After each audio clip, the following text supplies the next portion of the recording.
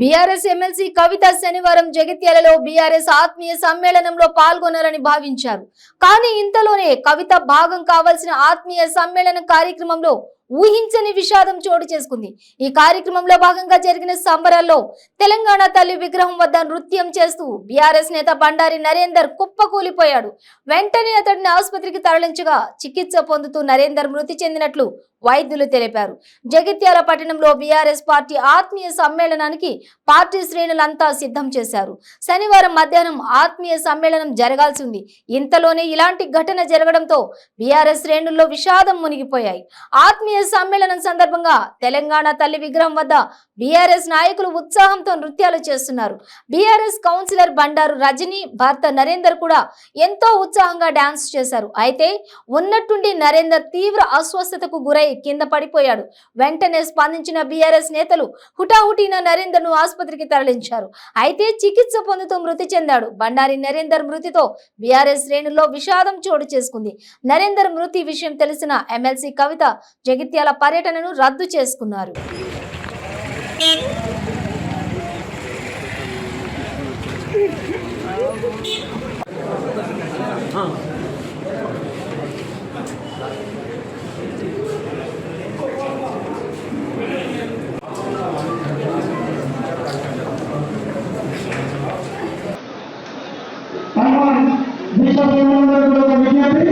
వాళ్ళందరికీ కూడా అయ్యప్ప టెంపుల్లో దీక్ష ఏర్పాటు చేయడం జరిగింది. వచ్చిన వాళ్ళందరూ కూడా రాష్ట్రం అంతటా కూడా బీఆర్ఎస్ కుటుంబ సభ్యులందరూ కూడా కలుసుకొని ఆత్మీయంగా ఒకరితో మాట్లాడుకుంటూ ఈ సమ్మేళనాలు అన్ని నియోజకవర్గాలు కూడా నిర్వహిస్తా ఉన్నాం. మరి జగిత్యాల నియోజకవర్గంలో కూడా గౌరవనీయ పెద్దలు స్థానిక సభ్యులు సంజయ్ గారి ఆధ్వర్యంలో ఈ కార్యక్రమాలతో ఇదివరకే నిర్వహిస్తా ఉన్నాం.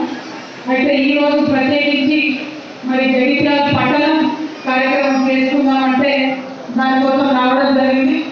వస్తున్నటువంటి సందర్భంలో బీఆర్ఎస్ కుటుంబ సభ్యులు మెట్పల్లి, కోరుల, మేడ్పల్లి, కత్లాపూర్, అట్లానే మొత్తం లక్ష్మీపూర్ నుంచి కావచ్చు, మొత్తం జగిత్యాల దగ్గర జగిత్యాల నియోజకవర్గంలో ఉన్న ప్రతి ఒక్క గ్రామం నుండి కూడా పెద్ద ఎత్తున బీఆర్ఎస్ పార్టీ కుటుంబ సభ్యులంతా కూడా రావడం చాలా పెద్ద ఎత్తున తరలి వస్తున్నది. మరి ఈ కార్యక్రమానికి మనం ఒకటి కలిస్తే దైవం ఒకటి కలుస్తుంది అన్నట్టుగా ఇవాళ ఆత్మీయ సమ్మేళనంలో పార్టీ గురించి, పార్టీ కార్యకర్తల గురించి, కార్యాచరణ గురించి మాట్లాడాలని మనం అనుకున్నాం.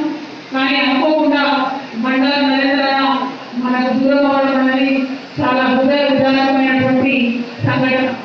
ఎందుకంటే వచ్చేటప్పుడు వీడియోస్ పంపుతా ఉన్నారు. మా తెలంగాణ తల్లి దగ్గర ఉత్సాహంగా బండారు నరేంద్ర జెండాలు పట్టుకొని జెండాలు కట్టి తెలంగాణ తల్లి సేవలో నాట్యం చేసుకుంటూ అక్కడే పాపమైన ప్రవర్తించినటువంటి వీడియోలు చూసి నిజంగా తట్టుకోలేనటువంటి పరిస్థితి. కాబట్టి ఇవాళ వారి కుటుంబానికి మనందరం కూడా అండగా ఉండాల్సినటువంటి సందర్భం. ఖచ్చితంగా పార్టీ కార్యాచరణ ఆలోచన మరొకసారి చేసుకుందాం. మళ్ళీ అందరం కూడా కలుసుకొని చాలా విషయాలు మాట్లాడుతున్నాం. కానీ ఈరోజు మనం పార్టీగా ఒక కుటుంబంగా వారి కుటుంబానికి, రజనీ గారికి, సోదరికి అండగా ఇవ్వాల్సినటువంటి సందర్భం.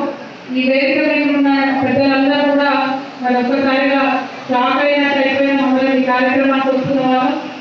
సంజయ్ 1984 నుంచి దాదాపుగా బండారు నరేంద్రతో స్నేహం. వారికైనా ఎదురుకైనా అన్నదమ్ములుగా స్టూడెంట్ లైఫ్ నుంచి పరిచయం ఉన్నటువంటి వారు. నాకు ప్రత్యేకించి 2013లో ఎన్నికల ముందు బండారు నరేంద్ర పరిచయం అయితే ఆనాటి నుండి ఈనాటి వరకు కూడా మరి ఒక పదునైనటువంటి కార్యకర్తగా ఎప్పుడు ఏర్పాటు చెప్పినా ఉత్సాహంగా ముందుకెళ్ళి పార్టీ కోసం కృషి చేసినటువంటి కార్యకర్తగా నరేంద్ర అంటే ఒక ప్రత్యేకమైనటువంటి గౌరవం మనందరూ కూడా. రైతు సమన్వయ సంఘానికి కూడా రైతు సమితి కూడా వారి అధ్యక్షులు ఉన్నారు. ఇదివరకు తన కౌన్సిలర్గా పనిచేసి ఇప్పుడు రజని మన భార్య కూడా కౌన్సిలర్గా ఉన్నారు. అంటే అనేక సంవత్సరాల నుంచి ప్రజల కోసం పాటుపడినటువంటి వ్యక్తి. మరి వారి గౌరవంలో ఖచ్చితంగా ఇవాళ మనం అనుకున్నటువంటి కార్యక్రమాన్ని రద్దు చేసుకొని ఇంకొక మారి కార్యక్రమాన్ని పెట్టుకుందాం.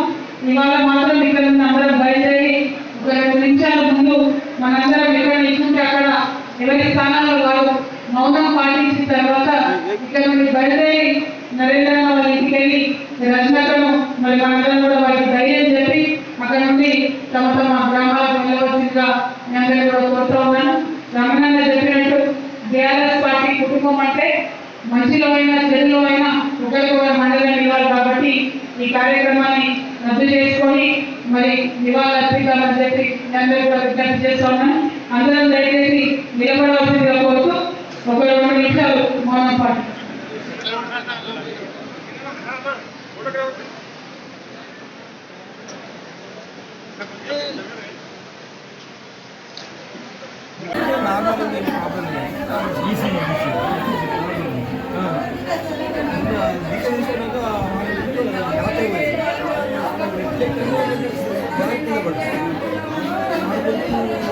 Gracias.